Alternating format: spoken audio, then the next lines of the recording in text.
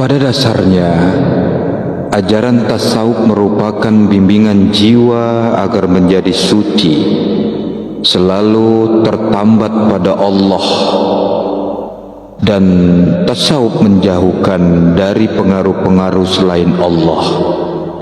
Kemudian dengan tasawuf, maka terbukalah hijab atau dinding yang menutupinya.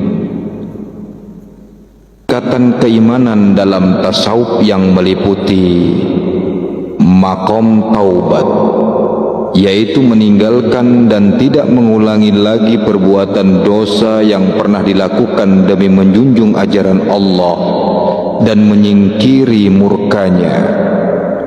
Kemudian yang kedua, maqam wara', menahan diri untuk tidak melakukan sesuatu dalam rangka menjunjung tinggi perintah Allah. Menurut Syekh Ibrahim Adam, wara' adalah meninggalkan setiap yang subhat, tidak jelas halal atau haramnya. Wara' lahiriah, meninggalkan seluruh perbuatan kecuali perbuatan yang karena Allah. Dan wara' batiniah, sikap hati yang tidak menerima selain Allah. Selanjutnya maqam juhud, lepasnya pandangan keduniawian dan usaha memperoleh keduniawian dari seorang yang sebenarnya mampu untuk memperolehnya. Kemudian maqam sabar, ketabahan dalam menghadapi dorongan hawa nafsu. Syekh Junun Al-Misri mengatakan, sabar adalah menjauhkan diri dari perbuatan yang melanggar agama, tabah dan tenang dalam menghadapi cobaan, dan menampakkan hidup lapang dalam mengalami kemelaratan. Maqam fakir, tenang dan tabah di waktu susah dan memprioritaskan orang lain dikala sedang berada. Syekh Ibrahim Al-Khawas mengatakan, fakir adalah selendang orang-orang mulia, pakaian para rasul, dan baju kurung kaum solihah. Kemudian maqam syukur, pengakuan terhadap kenikmatan, tindakan badan untuk mengabdi kepada Allah, dan ketetapan hati untuk selalu menyingkiri yang haram. Syekh Abdul Qasim mengatakan, hakikat syukur adalah tidak menggunakan kenikmatan untuk maksiat, tidak segan-segan menggunakannya untuk taat. Sedang batasan syukur adalah mengetahui bahwa kenikmatan itu datangnya dari Allah Subhanahu wa ta'ala. Selanjutnya maqam khauf, rasa ketakutan dalam menghadapi siksa Allah atau tidak tercapainya kenikmatan dari Allah.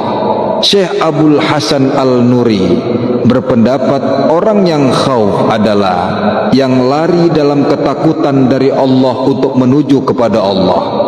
Selanjutnya saudaraku, maqam roja, rasa gembira hati karena mengetahui adanya kemurahan dari zat yang menjadi tumpuan harapannya. Syekh Abu Ali berkata, khauf dan roja adalah ibarat dua belah sayap burung. Jika seimbang keduanya, maka terbangnya burung menjadi sempurna.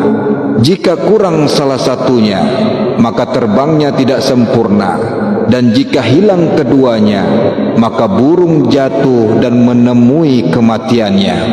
Selanjutnya maqam tawakal, sikap hati yang bergantung pada Allah dalam menghadapi sesuatu yang disukai, dibenci, diharapkan atau ditakuti kalau terjadi, dan bukan menggantungkannya pada suatu sebab.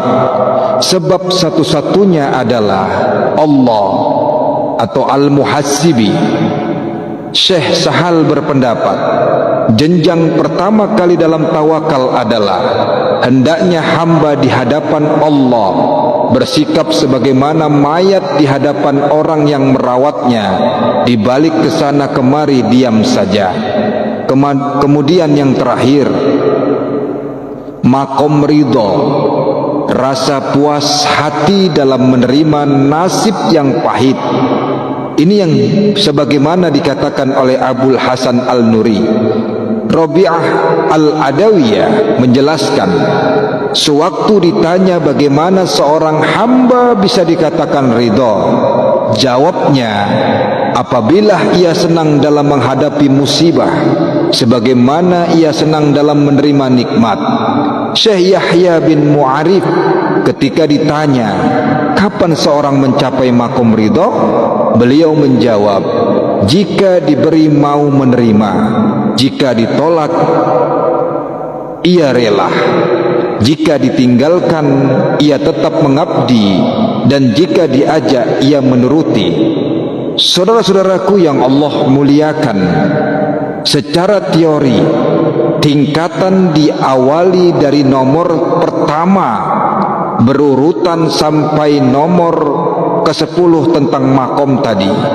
Akan tetapi bisa juga ketika seseorang mengalami loncatan dari nomor 1 langsung ke nomor 10 dengan bimbingan seorang mursyid.